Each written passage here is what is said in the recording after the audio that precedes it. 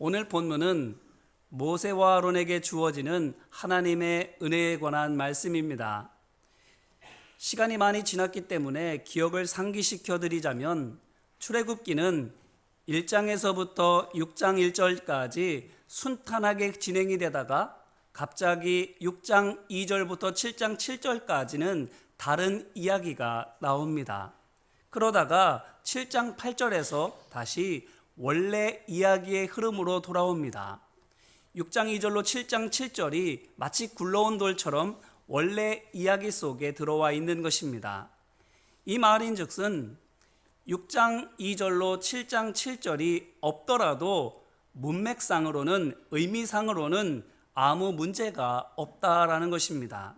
출애굽기를 읽어가는 데에 전혀 영향이 없는 겁니다. 아니, 영향은 고사하고 오히려 없는 편이 더 낫기도 합니다. 6장 1절에서 하나님께서 모세에게 이제 내가 바로에게 하는 일을 내가 보리라고 말씀하셨으니 6장 2절로 7장 7절을 건너뛰고 7장 8절을 읽어보면 그제서 비로소 애굽왕 앞에서 이적이 시작됩니다. 그걸 보면은 정말로 하나님께서 말씀하시자마자 시행하시는구나. 하나님께서는 정말 능력도 능력이지만 참으로 신실하신 하나님이시구나 라는 것들이 확연하게 느껴지게 됩니다. 하나님의 위대하신 능력과 이스라엘 자손들을 향하신 하나님의 사랑을 보다 더 실감나게 알 수가 있게 되는 것이지요. 하지만 보는 대로 6장 2절로 7장 7절이 출애굽기 속에 들어 있습니다. 이는 이 부분이 꼭 있어야만 했다라는 뜻입니다.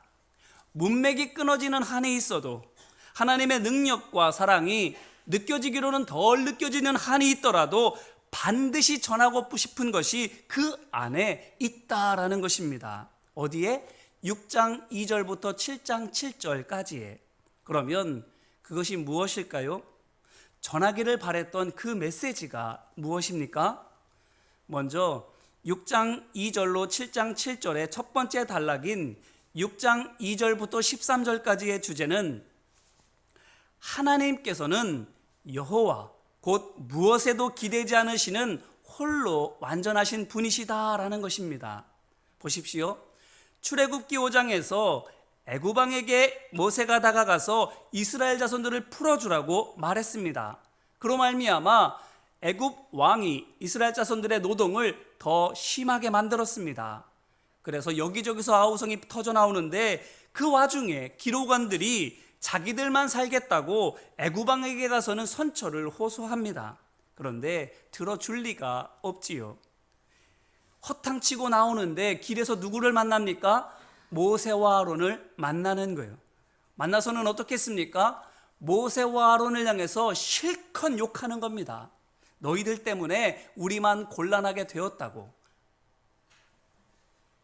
그 말을 듣고는 모세가 낙심했습니다. 그래서 자신감을 잃고는 하나님을 처음 만났을 때 제가 뭐라고 이런 일을 할 수 있겠습니까? 라고 말했던 것처럼 또다시 저 같은 사람에게 이런 일이 가당키나 합니까? 라고 말하는 겁니다. 나는 입술이 둔한 자니이다 라는 말 속에 그와 같은 의미가 담겨 있습니다. 자라 목 움츠러들듯이 믿음이 다시 움츠러들고 있는 것이지요. 그래서입니다. 하나님께서 그분의 이름 여호와를 다시 말씀하시는 것이, 하나님의 이름이 무엇이라고요? 여호와. 스스로 계신 분, 모든 것 위에 뛰어나신 홀로 완전하신 분. 하나님께서는 이렇게 애굽왕의 굽히지 않는 완악함과 얌체같이 애굽왕에 붙어먹은 기록원들의 배신으로 말미암아 이와 같은 현실 앞에 철저히 절망하고 있는 모세로 하여금 다시 하나님께서 누구신지를 기억하게 하십니다. 그래서 눈앞에 있는 조건 대신 눈에 보이지는 않지만 실제 하시는, 그리고 세상을 다스리시는 진짜 왕이신 여호와 하나님을 붙들게 하십니다. 이와 같은 장면은 신약 성경을 보면 물 위를 걷던 베드로가 물속에 빠져들어갈 때에 예수님께서 붙들어 주시는 것과 똑같습니다. 무리를 잘 걸어오던 베드로가 왜 갑자기 물에 빠집니까? 마태복음 14장 30절 말씀을 보니 바람을 보고 무서워 빠져가는지라 이렇게 말하고 있습니다. 바로 예수님을 바라보고 있던 눈이 불어오는 바람으로 옮겨지게 되자 별안간 지금 내가 물 위에 있지 라고 하는 내 현실을 자각하게 되었습니다.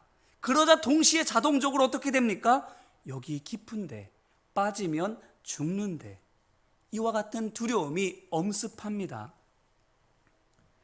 폭풍이 몰아치는 넓은 바다 한복판에서는 제 아무리 수영을 잘해도 살아남을 수가 없다라는 세상의 통념을 예수님보다 더 믿고 있습니다. 모세도 마찬가지입니다. 지금 그의 마음속에 가득 차 있는 것이 무엇입니까? 애굽 왕은 세상에서 가장 강한 나라의 왕이다. 모든 나라와 민족이 다 그 앞에 무릎을 꿇었다. 고로 나도 그를 이길 수 없다. 이 생각이 머릿속에, 마음속에 가득해 있는 거예요. 당연하지요. 애굽은 초강대국입니다. 애굽 왕은 그곳의 수장입니다. 이제까지 모든 나라가 그 앞에 무릎을 꿇었습니다. 저항했던 나라들은 모두 다 정복당했습니다. 그러니 그렇게 생각하는 것도 무리가 아닙니다. 그런데 이 같은 생각이 들게 되자 또 어떻게 되는 겁니까? 공포가 엄습하는 거예요. 나는 이제 죽었구나. 이와 같은 감정이 마음에 가득 차서는 정신을 차릴 수가 없는 거예요. 그런데 그때 하나님께서 어떻게 하셨다고요? 내가 애굽 왕보다 강하다라는 생각을 넣어주시는 거예요. 누구에게? 모세에게. 어떻게? 여호와라는 이름을 재차 말씀해 주심으로. 보세요. 애굽 왕이 강한 것은 그 자신이 강해서가 아닙니다. 그 사람이 누구도 당해낼 수 없는 천하무적으로 강한 사람이어서가 아닙니다. 강한 군대가 있어서지요. 그런데 하나님께서는 어떤 분이시라고요? 그런 군대가 없어도 능히 모든 것들을 이기실 수 있는 홀로 계셔서 완전하신 분이시라는 것입니다. 그것을 여호와라는 이름을 통해서 모세에게 깨닫게 하여 주시는 거예요. 그렇게 되면 어떻게 됩니까? 세상 생각과 두려운 감정에 빠져서 믿음이 약해진 모세가 다시금 정신을 차리게 되는 거예요. 내 눈앞에 보이는 애굽 왕은 세상에서 가장 강한 사람이지만 내가 믿는 하나님은, 나와 함께 하시는 하나님께서는 그보다 훨씬 더 강하신 분이라고 알게 되는 거예요. 이것이 6장 2절부터 7장 7절의 첫째 단락이 전하려고 하는 말씀입니다. 하나님께서 여호와이심을 잊지 말아라. 언제도, 가장 암담한 때에도, 어디에서도, 가장 무서운 곳에서도 하나님께서 여호와이신 것을 잊지 말아라. 첫째 단락의 결론이 이렇습니다. 6장 13절 말씀을 한번 보세요. 여호와께서 모세와 아론에게 말씀하사 그들로 이스라엘 자손과 애굽 왕 바로에게 명령을 전하고 이스라엘 자손을 애굽 땅에서 인도하여 내게 하시니라. 아멘. 자, 이것이 무슨 말입니까? 하나님께서 말씀하시자 이름이 여호와이신 것을 모세와 아론에게 기억나게 하시자 모세와 아론이 어떻게 했다고요? 다시 일어나서 이스라엘 자손들과 애굽 왕을 찾아갔다는 말입니다. 그들에게 다시 하나님의 명령을 전하고 결국 이스라엘 자손들을 해방시켰다라는 것입니다. 이것을 통해서 무엇을 할 수 있습니까? 하나님께서 여호와이신 것을 깨닫자 모세와 아론의 믿음이 회복되었다라는 것입니다. 그래서 속상하고 괘씸해서 안 찾아갔던 이스라엘 자손들을 찾아가서는 다시 그들을 사랑으로 섬기게 되었고, 뿐만 아니라 겁이 나서 만날 엄두가 나지 않았던 애굽 왕도 찾아가서는 하나님의 능력으로 영적 싸움을 벌였다라는 것입니다. 그래서는 결국 이겼다라는 겁니다. 그러므로 하나님을 바로 하는 것이 승리의 열쇠입니다. 하나님께서 여호와 곧 스스로 계셔서 홀로 완전하신 분인 것을 믿는 것이 모든 난관을 뚫고 하나님의 역사를 이루는 길인 것입니다. 이제 이 말씀으로 우리 자신을 돌아보기를 바랍니다.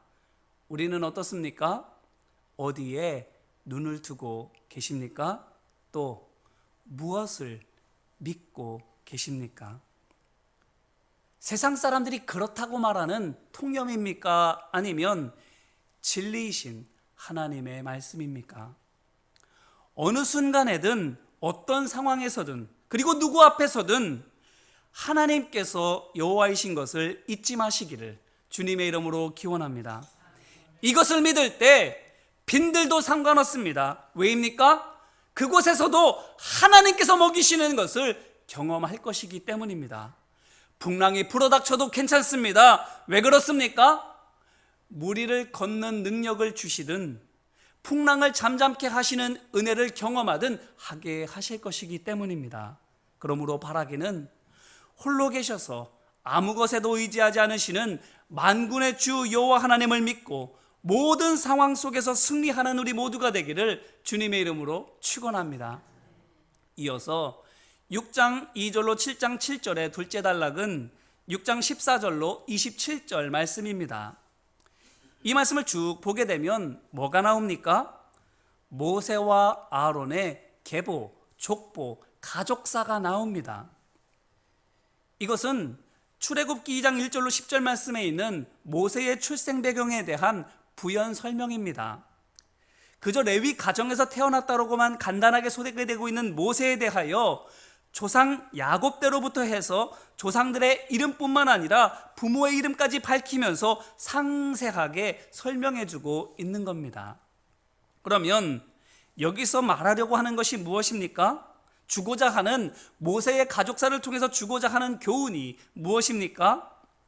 이 가족사를 가만히 들여다보면 흥미로운 것을 발견합니다. 두 가지인데요. 첫 번째는 지난 시간에도 말씀을 드렸지만 모세의 조상들과 모세의 후손들에 대한 히브리 단어입니다. 14절 말씀과 25절 말씀을 보면 그들을 가리켜 뭐라고 부르고 있는가 하면 어른이라 이렇게 말하고 있는데 그 단어를 히브리어로 보게 되면 라세라는 단어를 쓰는 겁니다. 이 단어는 유대인들이 흔히 쓰는 단어가 아닙니다. 유대인들은 보통 어른을 말할 때 자켄이라는 단어를 씁니다. 말 그대로 나이가 많은 연장자 또는 지식이나 경험이나 이런 것들이 풍부한 가족이나 지파의 대표라는 뜻입니다. 말 그대로 우리가 말하는 어른들, 연장자들, 이가 바로 자켄입니다. 그렇기 때문에 이 자켄이라는 단어 대신 라세라고 하는 단어를 사용하는 데에는 분명 어떤 의도가 있습니다. 그러면 라세가 무슨 뜻일까요? 말씀드린 것처럼 자켄은 나이가 많은 어른, 지식이 풍부하거나 경험이 많거나 지위가 높은 사람들을 가리키는데 라세는 그걸 빼면은 뭐가 나옵니까? 어른은 어른인데 나이가 많은 사람, 지식이 많은 사람, 경험이 풍부한 사람, 지위가 높은 사람 빼고 나면 그게 누굽니까? 남들보다 영적으로 성숙한 사람입니다. 그 대표적인 사람이 다윗이지요. 나이로는 8아들 중에서 막내입니다. 능력도 형들에 비해서 현저히 뒤처집니다. 그렇기 때문에 사무엘 선지자가 오는데도 나머지 형들은 다 그를 맞이하러 준비하고 있는데 다윗만큼은 들로 보내서 양을 치게, 종들과 함께 양을 치게 만드는 겁니다. 얼마나 믿지 못했으면, 얼마나 하찮다고 여겼으면 아들인데도 종들과 함께 들에 나가서 양을 치게 한단 말입니까? 그런데 그 다윗이 그 형들을 제치고 이스라엘의 왕으로 기름 부음을 받았습니다. 무엇 때문에? 그 마음의 중심 때문에. 이것이 라세입니다. 외적 조건이 아닌 내적 조건이 가장 뛰어난 사람, 영적으로 가장 성숙하고 강인한 사람, 그 사람이 영적 어른 라세인 것입니다. 그런데 오늘 말씀 속에서 누가 라세라고요? 모세와 아론의 조상들, 그리고 그들의 후손들. 자, 이것이 무엇을 보여줍니까? 바로 콩 심은 데 콩 나고 팥 심은 데 팥 난다는 말처럼 영적으로 깨어있는 믿음의 사람들에게서 하나님께서 사용하시는 믿음의 종들이 나온다라는 것입니다. 그럼 한번 생각해 보십시오. 이들이 라세가 되기 위해서, 라세로 살아가고 자신들의 자녀들을 라세로 양육하기 위해서 어떻게 살았겠습니까? 자켄, 곧 나이 많은 연장자는 시간만 가면 저절로 되기 때문에 그렇게 되는 데에는 별 어려움이 없습니다.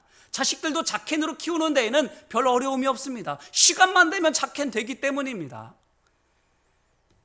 그런데 라세는 영적으로 강건하고 성숙한 사람만 될 수 있는 것이기 때문에 지금 당장 생각해봐도 그냥 되지는 않았으리라 믿어집니다.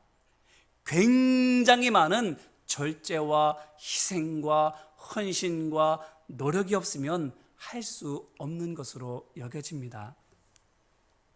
성질대로 하고 싶어도 하나님의 마음으로 하기 위해서 참고 또 참았을 겁니다.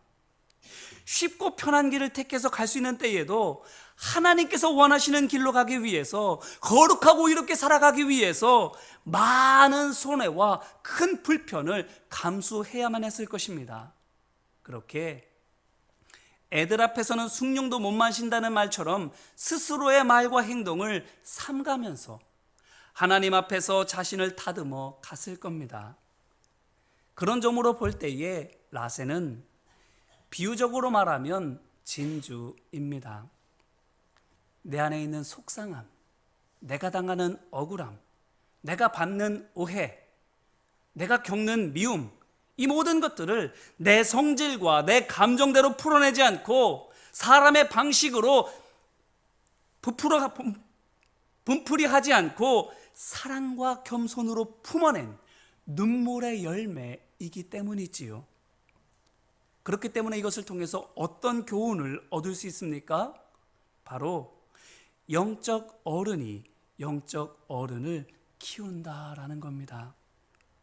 내가 영적인 어른이 될 때에 내가 성질과 기분대로 살지 않고 말씀 안에서 사랑과 겸손으로 성숙하게 될 때에 하나님의 일을 이루는 능력의 종을 낳게 되는 겁니다. 뿐만 아니라 흥미로운 두 번째 것은 이 가족사를 잘 들여다보면 좋은 것만 있지 않고 나쁜 것도 함께 있는 것을 보게 됩니다. 말하자면 훌륭한 이 라세들 틈바구니 속에 가라지가 섞여 있습니다. 누구일까요? 6장 21절 말씀을 보면 이스라엘의 세 아들 중에서 고라란 사람이 있는데 다른 두 아들의 후손들에 대해서는 나오고 있지 않지만 24절 말씀을 보면 고라의 아들들에 대해서는 누구인지 말해주고 있습니다. 자, 그런데 보세요. 고라가 누구입니까? 아론과 모세의 사촌이고 민수기 16절 말씀을 보니 광야에서 모세와 아론에게 반기를 든 사람입니다. 단순히 모세와 아론을 향한 반역에 동참한 것이 아닙니다. 주동자입니다. 그가 수괴입니다. 그래서 민수기 26장 9절 말씀은 그때 반역한 사람들을 가리켜 뭐라고 부르는가 하면 고라의 무리라고 말합니다. 그러니 보십시오. 반역자들 중에서 아론과 모세와 가장 가까울 뿐만 아니라 아론과 모세의 아버지인 아므람이 고라의 아버지의 형이니까 아론과 모세가 그보다 손위 사촌인데도 가장 힘이 되어줘야 할 동생이, 사촌 동생이 자기 사촌 형들을 악의적이고 계획적으로 대적한 것입니다. 그렇기 때문에 고라가 한 것은 단순한 반역이 아닙니다. 패륜입니다. 자, 그러면 좀 이상합니다. 보세요. 아론과 모세의 가문에서는 이 고라가 뭐겠습니까? 숨기고 싶은, 감추고 싶은 부끄러운 사람입니다. 그런데도 이 고라가 왜 오늘 말씀에 있는 것처럼 그들의 가족사 속에, 계보 속에 들어가 있을까요? 부끄러운 사람인데, 지워버리고 싶은 이름인데, 생각도 하고 싶지 않은 사람인데 왜 그를 여기에 넣어 놓았을까요? 그것은 그가 비록 가문을 욕되게 한 죄인이지만, 씻을 수 없는 잘못을 저질렀지만, 그럼에도 불구하고 그도 그들의 가족이기 때문입니다. 그래서 호적에서 이름을 파버리지 않고 남겨둔 것입니다. 그러면 누가 이와 같은 결정을 했을까요? 당연히 가문의 어른들이 했겠지요. 레위 지파 문중 회의를 거쳐서 결국 장자가 결정했겠지요. 그게 누굴까요? 6장 16절 말씀을 보면 레위의 직계 아들들이 나오는데 그 첫째가 게르손입니다. 모세의 형 아론은 이 게르손의 동생 고핫의 손자입니다. 그렇기 때문에 모세뿐만 아니라 아론이 라세, 곧 영적으로 성숙한 사람으로서 뿐만 아니라 고라에게서 직접적으로 모욕을 당한 당사자로서 고라를 가족 중에 남겨주고 싶다라고 관대한 뜻을 문중 가운데 밝혔다 할지라도 그들보다 서열이 높은 사람들이 반대했더라면 어떻게 되는 겁니까? 고라는 가족의 일원으로 남아있을 수가 없는 겁니다. 모세와 아론의 뜻이 그러하다 할지라도 위에 있는 분들이 반대하면 쉽게 되지는 않는 거예요. 그런데 남아있는 거예요.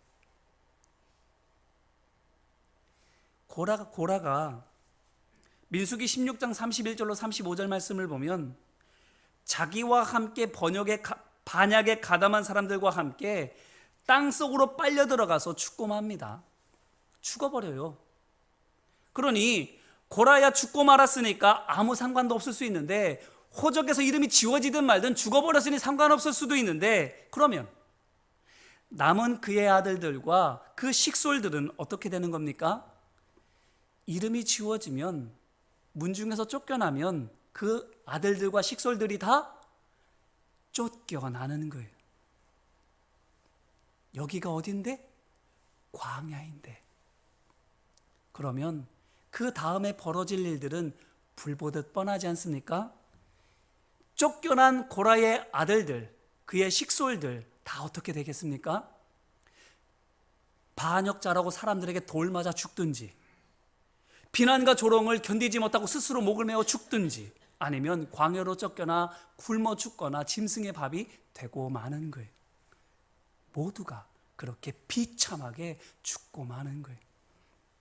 그런데 그런 일은 일어나지 않았습니다. 오늘 말씀에 있는 것처럼 고라는, 그의 가족들은 레위 지파의 일원으로 남았습니다. 이 말인즉슨 아론과 모세뿐만 아니라 레위 지파 문중이 전부 다는 아닐지라도 의사를 결정할 수 있는 과반수나 3분의 2 이상이, 뿐만 아니라 아론과 모세보다 서열이 높은 지도자들이 아론과 모세의 마음에 동참했다라는 거예요. 아론과 모세의 뜻과 같았다라는 겁니다. 같은 마음이었던 거예요. 그들 대부분도 아론과 모세처럼 라세였던 것입니다. 이것이 어떤 교훈을 줍니까? 바로 용서가 영적 성숙의 최고봉이다라는 겁니다. 도저히 용서할 수 없는 죄를 저질렀습니다. 특히 모세와 아론으로서는 오늘날로는 PTSD라고 말하지요. 큰 스트레스를 받으면 나타나게 되는 외상 후 스트레스 장애라는 것, 얼마나 심각한 질병으로 대두되고 있습니까? 그처럼 큰 충격을 받았습니다. 그런데도 어떻게 했다고요? 용서했다고요. 너무나도 가까웠던 고라로부터 진짜 말도 안 되는 배신을 당했습니다. 이런 배신이 없습니다. 이런 폐륜이 없습니다. 그런데 그런 수치와 모욕을 당했는데도 당사자인 모세와 아론이 그를 용서한 거예요. 지파에서 서열이 제일 높은 것은 아닙니다. 하지만 꽤 높습니다. 뿐만 아니라 사건의 피해 당사자입니다. 심지어 모세와 아론이 누구입니까? 이스라엘 자손들 전체를 이끄는 지도자들입니다.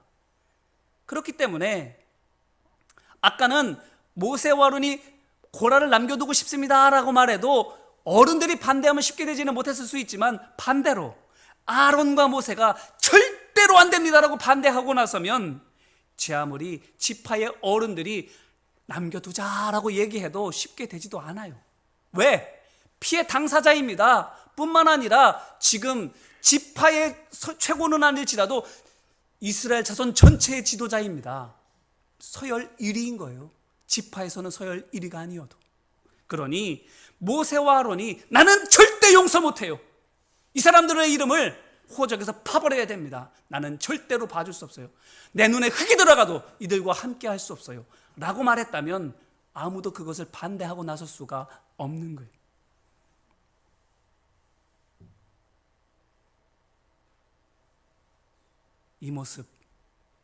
이 모습에서 누가 생각나십니까? 예수님이 생각나지 않습니까? 예수님께서도 도저히 용서할 수 없는 죄를 지은 우리를 용서해 주셨습니다. 하나님의 아들이심에도 불구하고 그 예수님을 향해서 욕하고 침뱉고 때리고 배신한 우리를 용서해 주셨고, 어쩌면 지금도 그와 같은 은혜를 받고 구원받았음에도 불구하고 때때로 육신의 욕망에 쳐서는 옛 습관으로 돌아감으로 말미암아 히브리서 6장 6절 말씀에 있는 것처럼 예수님을 다시 십자가에 못 박아 드러내놓고 현저하게 욕을 보이는 만행을 저지르고 있는 우리를 지금도 회개만 하면 용서해 주고 계십니다. 용서할 수 없는 죄를 지은 우리를 용서해 주셨고, 지금도 그와 똑같은, 아니 용서받았음에도 불구하고 또다시 예수님을 발가벗겨 십자가에 올려버리는 만행을 저지르는 우리를 계속해서 용서해 주고 계시는 겁니다. 이 얼마나 이해 못할 용서입니까? 얼마나 뜨겁게 사랑하면 나를 벌거벗긴 사람들, 나를 채찍질한 사람들, 나를 향해서 침을 뱉은 사람들, 나를 철저하게 간악하게 배신한 사람들, 그들을 품어줄 수 있습니까? 이런 예수님의 모습, 오늘 아론과 모세가 겹쳐 보입니다. 이제 이 말씀으로 다시 한번 우리 자신을 돌아보기를 바랍니다. 우리는 어떻습니까? 시간만 흘러가면 저절로 되는 자켄으로 있습니까? 아니면 내 안의 교만과 욕심, 그리고 죄를 다 녹여내야만 되는 라세로 살아가고 있습니까? 이 라세는 말씀의 나를 굴복시키고 온전히 죽어서 내 마음이 예수님의 마음 되고 내 삶이 예수님을 따르는 골고다의 길이 될 때에 비로소 주어지는 상급입니다. 진주처럼 내가 죽어야만 빚어지는 보석 같은 열매입니다. 내가 죽어야만 되는 경지입니다. 그런데 라세만이 라세를 낳습니다. 죄를 잉태하면 사망을 낳듯 믿음을 심고 기르면 생명을 낳는 겁니다. 생명을 거두는 거예요. 내 생명만 거둡니까? 아닙니다. 다른 사람의 생명도, 죽을 수밖에 없는 천인공노할 죄를 지은 사람의 생명도 거두어 드리는 거예요. 그것은 이렇게 용서받은 고라의 후손들을 통해서 볼 수 있습니다. 시편에는 고라 자손의 노래라고 하는 제목이 달린 시들이 있습니다. 그 시들을 지은 고라 자손이 바로 이 후손들입니다. 천인 공노한 죄를 짓고 하나님께 진노받아 땅속으로 빨려 들어가는 죽음을 당한 그 고라의 후손들. 아버지는 그러한 죄를 지었는데 모세와 아론이, 레위 지파 어른들이, 사람들이 십자가 사랑으로 용서해 줬던 그 후손들이 시편을 지었습니다. 만약 광야에서 고라의 죄가 용서받지 못했다면, 그래서 그 후손들이 버림받았다면 이런 일이 있었겠습니까? 용서했기 때문에 가족으로서 그들의 죄와 허물을 그들에게만 떠넘기는 것이 아니라 내 죄는 내 것이니까 내가 책임져라라고 떠넘기는 것이 아니라 그들의 죄와 허물을 내가 같이 짊어졌기 때문에. 고라는 죽었지만 그 후손들은 바뀌는 겁니다. 그 사랑의 빚을 받은 사람들이 바뀌는 거예요. 그렇다면 오늘 우리가 어떻게 해야 되겠습니까? 우리의 미래가 거룩하게 바뀌기 위해, 하나님께서 쓰시는 복음의 복된 가정이 되고 자녀들이 되기 위해 우리가 먼저 라세가 되기를 힘써야 되지 않겠습니까? 아론과 모세도 되었다면, 레위 지파 사람들 대부분도 그렇게 되었다면 우리라고 못되란 법이 있습니까? 바라기는 아론과 모세 그리고 그들의 지파 사람들을 통해서 용기를 얻으시고 말씀에 나를 맞추어 가기를 힘쓰는 우리 모두가 되시기를 주님의 이름으로 기원합니다. 그래서 우리의 거룩한 변화를 통해서 삶이 바뀌고 미래가 바뀌고 다른 이들도 구원의 길로 인도할 수 있는 은혜와 능력 있는 믿음의 사람으로 살아가는 우리 모두가 되시기를 주님의 이름으로 축원합니다. 이제 말씀을 붙들고 함께 기도할까요? 눈을 감고 가만히 생각해 보시기를 바랍니다. 어떠신가요? 우리 스스로를 가만히 돌아보시기를 바랍니다. 오늘 우리의 삶, 지금까지의 우리의 삶의 걸음들을 통해서 우리는 우리에게서 어떤 것들을 보게 됩니까? 어떤 순간에든 어떤 상황에서든 누구 앞에서든 하나님께서 여호와이신 것을 기억하고 계셨습니까? 그래서 빈들과도 같은 그 시간에도 하나님께서 먹이실 것을 기대하고 말씀으로 사셨습니까? 풍랑이 있는 바다 위에서도 능력을 주셔서 걷게 하시든 잠잠하게 하시는 은혜를 베풀어 주시든 나를 안전케 하실 것이라는, 하나님은 하나님이시라는 그 믿음을 가지고 유동치 않고 찬송하며 그 시간을, 그곳을 지나가셨습니까? 아니면 못 믿어서 감정 따라서, 내 생각 따라서, 심지어 내 의에 따라서 요동치는 삶을 살아오셨습니까? 그래서 그 시간들을 지나 지금 작해지지는 않습니까? 시간은 지났는데, 나이도 먹었고 많은 것들 경험했는데 진주 같은 그 영적인 성숙함이 있지 않고 여전히 옛날과 다를 바 없는, 어쩌면 옛날보다도 더 퇴보한 그런 믿음으로 살아가고 있지는 않습니까? 만약 그렇다면 이 시간, 주님, 나를 불쌍히 여겨 주옵소서. 하나님께서 여호와이신 것을 믿지 못했습니다. 그래서 나는 지금도 작해입니다. 나를 불쌍히 여겨주시고 긍휼 베풀어 주옵소서라고 이 시간 자복하며 통회하며 함께 기도하겠습니다. 은혜와 사랑 많으신 아버지 하나님, 하나님께서 여호와이시라고 두려워 떠는 모세와 아론을 향해서 말씀하여 주십니다. 다시금 그렇게 말씀하여 주시는 것은 사람을 때문에 마음을 빼앗긴, 조건 때문에 낙심하고 두려워하고 있는 것을 하나님께서 아시기 때문입니다. 그의 눈을 사람에게서 거두어 하나님께 향하여 들라고, 환경에서 거두어 주님의 능력에, 하나님 말씀에 두라고, 그래서 믿음을 회복하고 하나님을 하나님으로 믿고 다음되게 그 말씀에 순종하며 나아가라고 주님께서 다시금 내 이름이 여호와라고 말씀하여 주십니다. 아버지 하나님, 오늘 우리가 하나님의 여호와이심을 믿지 못하고 살았다면, 그래서 감정 따라 요동치고 내 의에 따라서 함부로 판단하며 살아가는 삶, 주님 말씀 따라 순종하며 나를 죽이는 삶이 아닌 내 감정이 팔팔 살아있고 내 판단이 팔팔 살아있고 내 욕망대로 살아가는 삶을 살아가고 있었다면 아버지 하나님, 피리 나는 착캔으로 남아있을 것인데, 아버지 하나님, 그와 같은 나를 불쌍히 여겨주시고 은혜와 자비와 긍휼을 베풀어 주옵소서.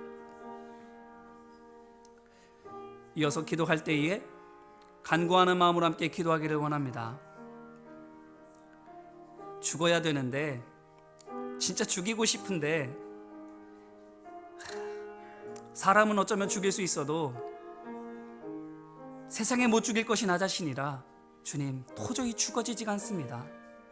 주님, 내 정욕과 탐심이 십자가에 못 박혀지도록 주님 나를 도와주옵소서. 내 손으로 할 수 없는 이것을 주님 도와주셔서 나로 감당케 하여 주옵소서라고 이 시간 간구하며 함께 기도하겠습니다. 은혜와 사랑 많으신 아버지 하나님, 조개가 진주를 품을 때 죽는 고통 속에서 진주를 품어가는 것처럼 우리가 라세로 자라가는 것도 죽음의 고통을 지나서야만 된다고 말씀하여 주십니다. 그런데 죽어지지가 않습니다. 욱하는 마음에 사람은 죽일 수 있어도, 마음으로 천번백번 죽일 수 있어도 나 자신은 도저히 죽이지 못하는 것, 그것이 내 연약함입니다. 아버지 하나님, 그렇기 때문에 내가 할 수 있는 것을 주님께 떠넘겨 맡겨드리는 것이 아니라 내가 할 수 없는 그것을 주님께 의지합니다. 주님, 온전히 죽어지는 역사가 내게 있게 하여 주옵소서. 그래서 온전히 죽어짐으로 영적인 성숙함이 있게 하여 주옵시고, 내가 라세가 됨으로 라세를 낳는, 그렇게 믿음의 대가 아름답게 이어져가고 생명을 구원할 수 있는 하나님의 종으로 설 수 있도록 아버지 하나님 긍휼과 자비와 은혜를, 능력을 베풀어 주옵소서. 또한 이제 마지막으로 결단하며 기도하기를 원합니다. 주님, 하나님께서 여호와이신 것을 제가 잊지 않겠습니다. 이스라엘 자손들이 율법을 잊지 않기 위해서 손목에 메었고 이마에 묶었고 심지어는 몸에 새기기까지 하였던 것처럼 하나님께서 여호와이시라는 그 사실을 제 마음에 새겨버리겠습니다. 제 손에 새기고 제 삶에 새기겠습니다. 그래서 하나님께서 부르시는 라세가 되어가겠습니다. 나이만 먹는 것이 아니라, 경험만 쌓여져 가는 것이 아니라, 세상 머리만 채워져 가는 것이 아니라 영적인 지식으로 채워져 가고 영적인 경험으로 채워져 가고 믿음으로 살아가는 삶이 풍성하여지는 영적 거장이 되겠습니다. 어른이 되겠습니다라고 이 시간 결단하며 함께 기도하겠습니다. 은혜와 사랑 많으신 아버지 하나님, 율법을 손에 묶고 손목에 메고 머리에 메고 이마에 새기라고 주님 말씀하여 주셨던 것처럼 오늘 우리가 하나님께서 여호와이신 것을 우리의 마음에 새깁니다. 아버지 하나님, 내 눈이 잘 보이는 곳에도 새겨놓고 내가 눈길이 닿는 곳곳마다 하나님께서는 여호와이시다라는 그 말을 적어 놓습니다. 아버지 하나님, 그래서 잊지 않겠습니다. 하나님께서 여호와이신 것을, 홀로 계셔서 아무 것에도 의지하지 않으시고 완전하신 분이심을, 그 하나님께서 나와 함께 하여 주시고 그 하나님께서 나의 걸음을 인도하여 주시고 그 하나님께서 나를 끝내 승리하게 하여 주실 것을 믿는 마음으로 살아가겠습니다. 그래서 환경에 흔들리지 않고 사람 말에 휘둘리지 않고 내 감정과 내 의에 붙들리지 않고 오직 주님의 말씀으로만 자유하며 주님을 향해 나아가겠습니다. 그래서 주님이 원하시는 라세로 자라나가는 삶이 되겠노라고 아버지 하나님, 이 시간 결단하오니 아버지 하나님 함께 하여 주셔서 믿음으로 결단하며 나 자신을 죽여가는 하나님의 백성들에게 라세로 자라나가는 은혜가 있게 하여 주옵소서. 우리 안에 진주와도 같은 성숙함의 보석이 점점 더 커지게 하여 주시옵시고, 하나님의 영광 드러내는 라세로 이 땅을 살아갈 수 있도록, 또한 많은 라세를 낳는 믿음의 어른들 되어줄 수 있도록, 영적 부모가 되어줄 수 있도록 아버지 하나님 함께 하여 주시옵소서. 도우시고 인도하여 주옵소서.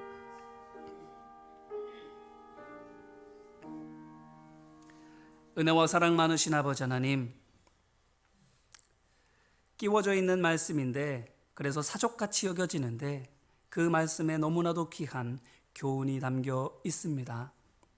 별로 중요하게 보이지 않는 것이 때로는 너무나도 귀한 것임을, 그렇기 때문에 그 어떤 것도 하찮게 여기지 말고 귀히 여겨야 함을 우리에게 교훈으로 또한 남겨주시는 줄로 믿습니다.